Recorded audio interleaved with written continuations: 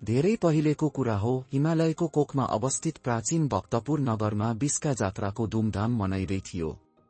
वातावरणमा ढोलको थाप, मन्दिरको घण्टीको स्वर र हजारौं मानिसहरूको उल्लास गुन्जिरहेको थियो।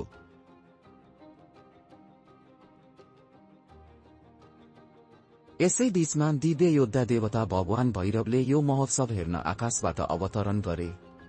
उज्जवल सेतो वस्त्र लगाएका, भिडभन्दा अग्लो उनी खोप देश भक्तपुरका गल्लीहरूमा हिँड्दै थिए। साधारण मानिसहरूका लागि अदृश्य, तर जसले संकेत बुझ्थे उनीहरूका लागि देखिने।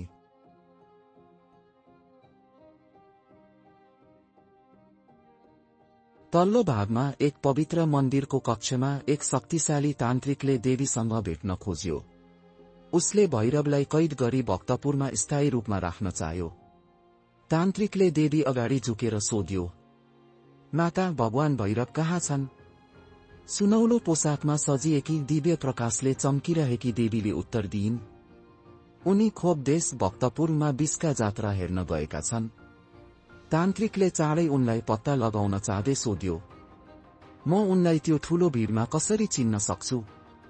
देवीले मुस्कुराउँदै भनिन्, उनले सेतो चम्किलो वस्त्र लगाएका छन् र सबैभन्दा अग्लो छन्। यसरी तपाईले उनलाई चिन्न सक्नुहुनेछ। तान्त्रिक जात्रा स्थलतिर दौडियो। भिडलाई चिर्दै उनी सेतो वस्त्रमा देखिएका दिव्य आकृतिलाई खोज्दै गयो। अन्ततः उसले भिडको बीचमा चम्किरहेको अग्लो देवतालाई देख्यो। तान्त्रिकले टाढाबाट चिच्यायो, भगवान भैरव! भैरवले आफ्नो दिव्य शक्तिले तान्त्रिकको योजना बुझेर भाग्न थाले। उनी पवित्र भूमितिर दौडे। तान्त्रिकले समात्नु अघि नै धरतीमा लुक्न खोजे। भगवान भैरवले धरतीमा डुब्न थाले। उनको मात्र टाउको माथि देखिन्थ्यो। तान्त्रिकले अवसर पाएर शक्तिशाली मन्त्र उच्चारण गर्यो र दिव्य तरवारले भैरवको टाउको काट्यो। भैरव पूर्ण रूपमा लुक्न सकेनन्। भैरवको टाउको मात्र बच्यो र त्यसदेखि यसलाई भैलख भैरवको रथमा राखिएको छ। प्रत्येक वर्ष बिसका जात्रामा यो रथ भक्तपुरका गल्लीहरूमा घुमाइन्छ, जहाँ देवता एक दिन हिँडेका थिए। त्यस दिनदेखि भैरवको कटेको टाउको बोकेको भैलख रथ जात्राका गल्लीहरूमा घुमाइन्छ। हजारौंले डोरी तानेर यसलाई डिका ढुक्काउँछन्, दिव्य घटनालाई पुनर्जीवित गर्दै।